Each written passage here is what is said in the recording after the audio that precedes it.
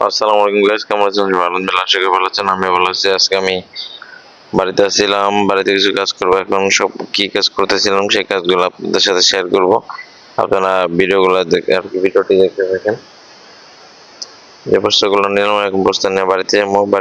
বাড়ির ভিতরে ঢুকে তারপর আপনার আস্তে আস্তে বাড়ি দিয়ে যেতেছি, দেখতে থাকেন। বাড়িতে থাকলে শুক্রবার অনেক কাজ করতে হয়, দেখা গেছে যে টুকিটাকি অনেক কাজই থাকে বাড়িতে।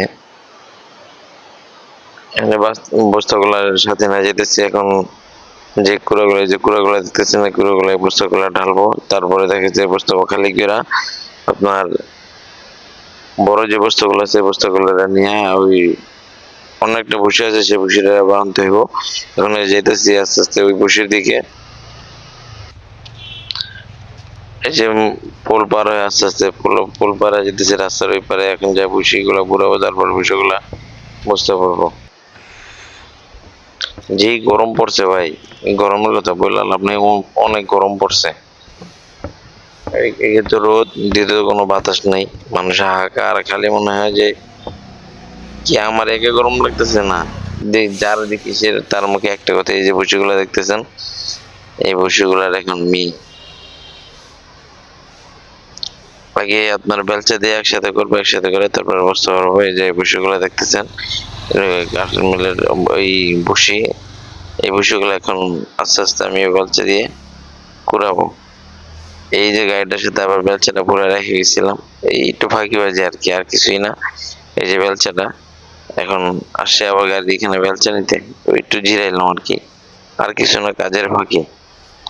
এই যে বেলচা নিচ্ছি, এখন বসে এখানে যেতেছি, বসে এখন যা ভুলাবো। এই যে দেখেন, আপনাদের সাথেই থাকেন। যে বসিগুলো ভরাইতেছে আস্তে আস্তে রাস্তার উপরে দিয়েছিলাম, তো কারণ বাড়িতে ওইরকম রোদ্রই পড়ে না, চারপাশে যেহেতু গাছপালা, তাই রৌদ্র কম।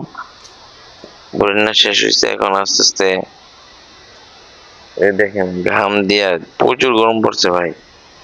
যে গরমের কোনো শেষ নেই। যে দেখেন প্রচুর গরম, চারিদিকে মানুষ যেতেছে, সবার মুখে একটাই কথা খালি যে ভাই কি গরম পড়ছে, এত গরম পড়ছে। মানে বসিগুলো ভরা শেষ, বস্তা বড় ছোট মিলে 4টা বস্তা হয়েছে। এখানে এই বস্তাগুলার আবার নিজের কাজ যেহেতু, এখানে এই বস্তাগুলার মাথায় করে আস্তে আস্তে বাড়িতে নিয়ে যাবো।